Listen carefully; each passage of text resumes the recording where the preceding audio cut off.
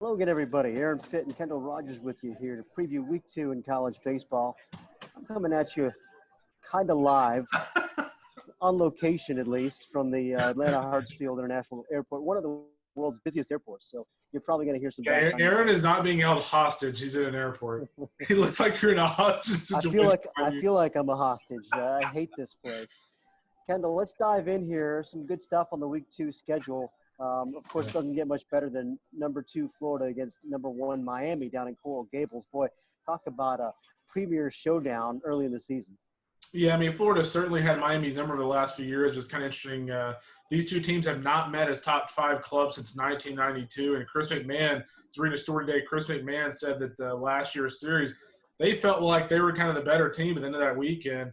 And they had a bad taste in their mouth, and they got back on the bus and back to Miami. So I'm excited to see how he pitches against Florida, and for Florida to see how the Tommy Mason, Jack Leftwich, how they pitch against that pretty potent Miami lineup. So we'll see this weekend, Aaron, if the injury to Zamora does end up hurting Miami a little bit, because you do have to shift somebody over, then add somebody to the lineup. But what are your thoughts on that series? Yeah, I'm not worried about Miami's offense at all, and I feel like that's where Zamora's absence probably hurts them the most is on offense because, as we've talked about before, he fielded like 875 last year or something like that. So, I think they're going to be fine at shortstop defensively, maybe even better without him there. But the offense, it just makes it a little less deep, a little more pitchable. But nonetheless, this team's loaded, all kinds of firepower, with Alex Terrell and Raymond Gill and JP. Yeah. And on and on and on. There's a lot of talent in that offense, and they've got big-time firepower on the mound too. You talk about McMahon, but Slade Ciccone was awesome on Sunday in the first week. I think it was 6 scoreless, 11 strikeouts, something like that, maybe 1 run, 11 strikeouts. Yeah.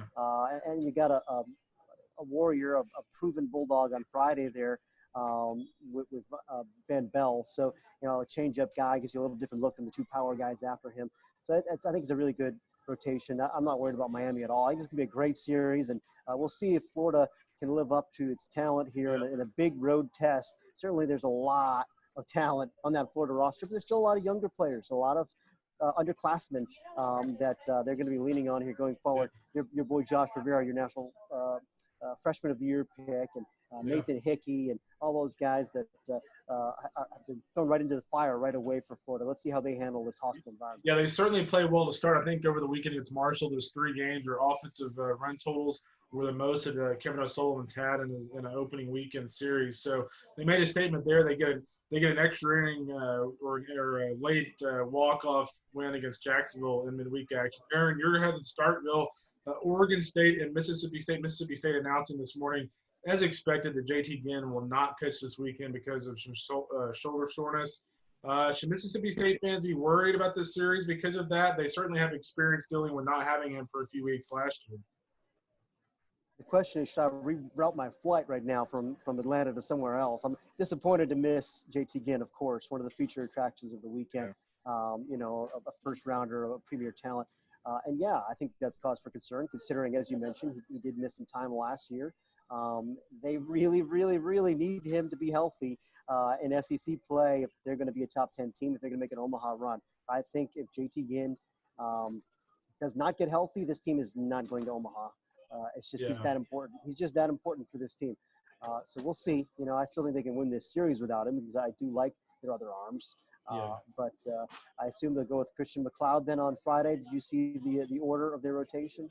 I did not, but it certainly will be interesting to see how they do without him. For Oregon State, I think the biggest story going this weekend for the Beavers is, after moving Christian Chamberlain, Jake Mulholland to the weekend rotation, how do 2 guys that are very accustomed to being in the bullpen, how do they pitch as starters in not so great conditions and on the road against a really good Mississippi State lineup?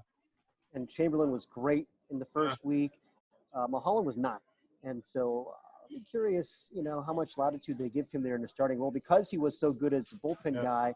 Maybe at some point, if he continues to struggle, you could see them moving him back to a relief role. But I still feel like a lefty with feel for 4 pitches and all kinds of experience. And he's been stretched out many times for multiple innings in his career. I still feel like he profiles pretty well as a starter. So I'd like to see them ride that out. But you're right. That'll be a fun matchup to see those 2 lefties against all those dangerous Mississippi State hitters. A couple of switch hitters there, Rowdy Jordan and There's some Tanner Allen, great left-hand guy there, but Mulholland, of course, stands out for the changeup. That's his best pitch, which makes him in some ways even a better matchup against righties, you could argue. So it should be a lot of fun down there in Starkville if the weather holds up. It's going to be cold. Speaking of weather, I saw there was a winter weather advisory in northern Mississippi later today. So wonderful baseball weather here in the South. I will be in Round Rock this weekend. The guys at Pete Management did a wonderful job of the Frisco Classic, their first inaugural Round Rock Classic with Tennessee, Texas Tech, Stanford, and Houston. Houston and Aaron, of course, tough series loss last week in the Youngstown State. I know we all had that one pegged as a series loss for the Cougars. We'll see if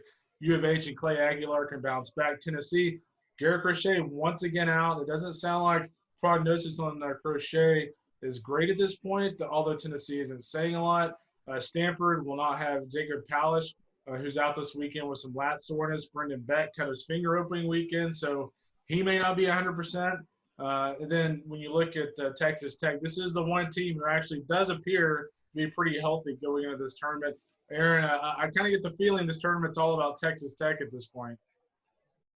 Yeah, I'm expecting them to keep on scoring a lot of runs, not as many runs as they did last week when they scored a bushel. The competition will be better for them this week. It'll be a nice test for those guys to see how they do against a much more capable opposition, even though some of those good arms are down. Yeah, one more series for my end to watch, and you kind of give your idea on what other series you're looking forward to. For me, Tulane versus Fullerton. Fullerton, I've heard reports that they were much better offensively and on the mound last weekend at a series win at Stanford. And then Tulane, they're off to a really nice 4-0 start. They sweep the ASUN favorite in FGCU over the weekend. And then Travis Jewett's club bounces or gets the win in midweek action on the road against Louisiana, scoring 9 runs. Hudson Haskin obviously off to a really nice start for the Green Wave. We have a feature on him out on the site today. Aaron, any other series out there you want kind of keep an eye on going into the weekend? Yeah, Dallas Baptist at North Carolina, I think, is a really intriguing matchup for teams that don't have a whole lot of history with each other there. But that's that DBU team still without Jimmy Glowacki.